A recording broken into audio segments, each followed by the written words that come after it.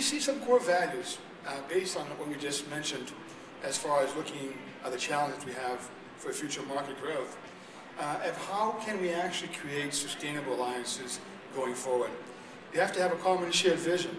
We have to look at the horizon and see the same things, understand that we can do 2 + 2 = 5 or more. So it's an addition, it's not a subtraction. So sharing this with you, common vision of the future market growth. So looking at the horizon, and we're seeing the same things, we're seeing the same geographies, and we see that those geographies are the ones that will be able to provide the best economic growth and value to our organizations. Competencies and industry domain knowledge is key. If you don't understand the businesses of your clients, how are you going to be able to provide value to them?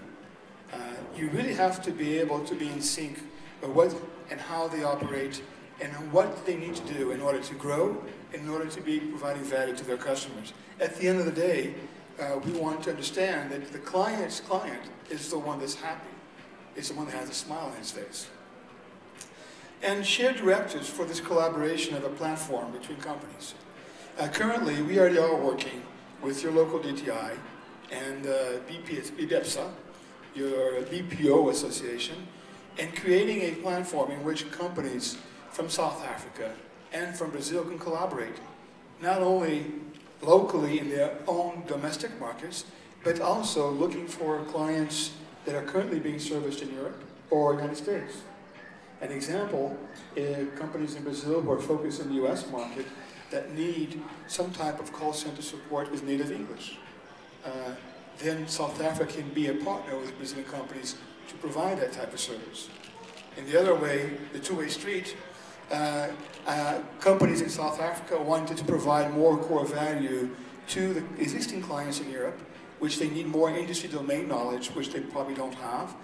Brazil has over 45 different economic business sectors, and with a lot of IT business domain knowledge and how to implement technologies that support those business processes. That's another area of collaboration. So there has to be a shared vision in how to actually put this forward. There's a lot of also cultural similarities in which we can leverage from. And it's important that those cultural values are also there and shared. Because those are the ones that actually provide the very fine line fabric which holds us together. So where can we partner up now?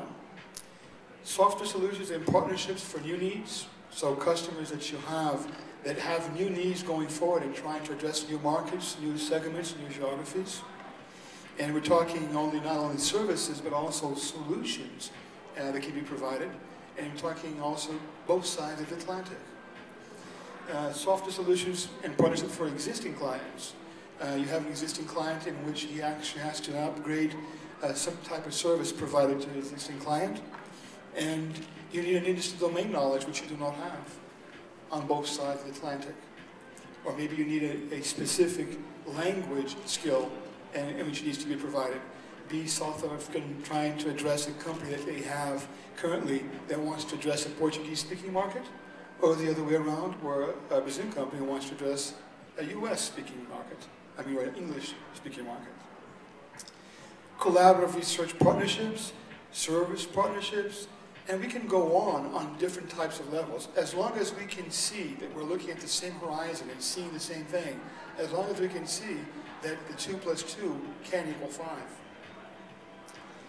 So what Brazil can actually bring to the table right now is one thing that we say, the internet was a dividing point in many ways. One of the ways that we see as a big dividing point was that before internet, we were only sure of two things in our lives. We'll die one day, and we'll always pay taxes. After internet, we say now there's 4 sure things that will happen in your lives going forward. You still will die one day. You still keep on paying taxes. 3, which is the new one, you will manage change on a daily basis. Change now, the speed is like that. You snap, it's change, it's obsolete. And 4, you will never do anything by yourself anymore. It's a collaborative world. We live in a collaborative environment. Internet brought us closer.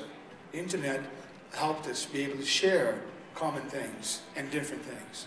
So going forward, it's all about collaboration. So Brazil has always been a very collaborative country.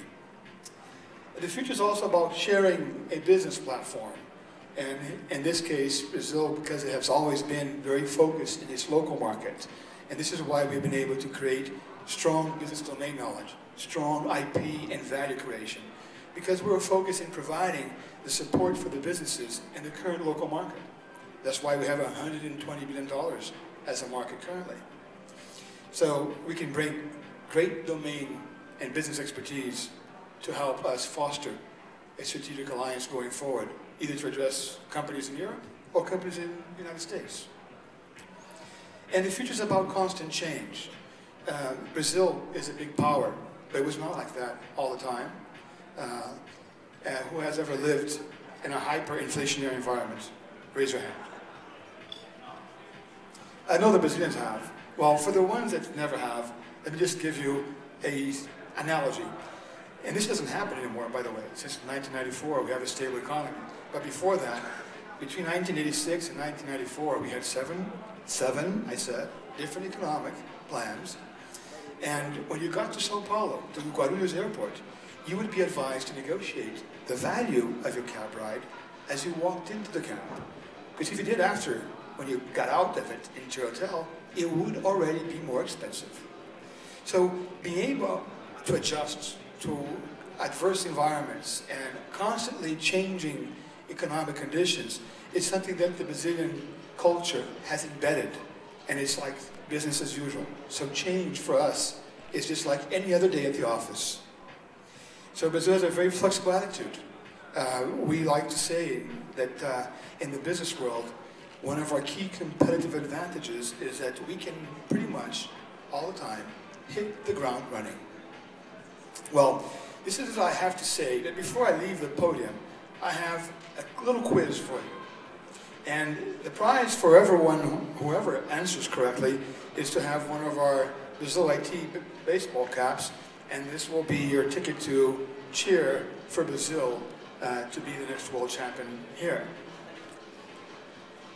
I would like that whoever knows the answer first raises his hand before it answers, because one or more people may know the answer. How many IT professionals are totally active in Brazil currently? Ooh, no one was paying attention to the slide. Okay, I'll go to the second question. What is the second most spoken language in Brazil? Are you raising the hand for the first or for the second? For the first? Can I have a microphone for him, please? Where's the second mic? Yes, can you bring it out, please? Thank you.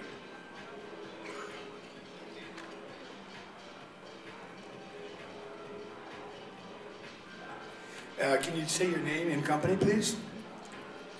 My name is Avi Sibidi from Mulimi NGS. The answer is 77,000. Your pardon? 77,000.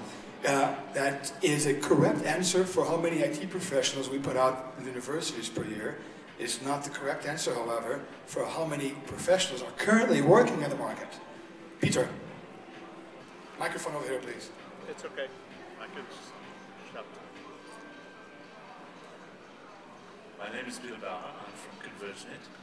The answer is 1.7 million. Correct answer, please. Here.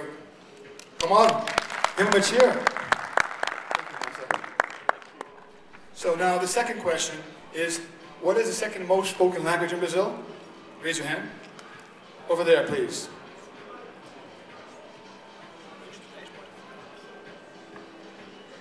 Hi, my name is Dudley Peterson from Department of Cooperative Governance. I think it's Spanish.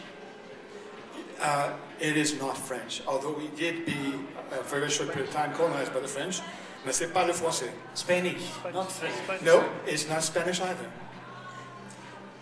Anyone want to take a crack at it? Over, way back in the room over there, please.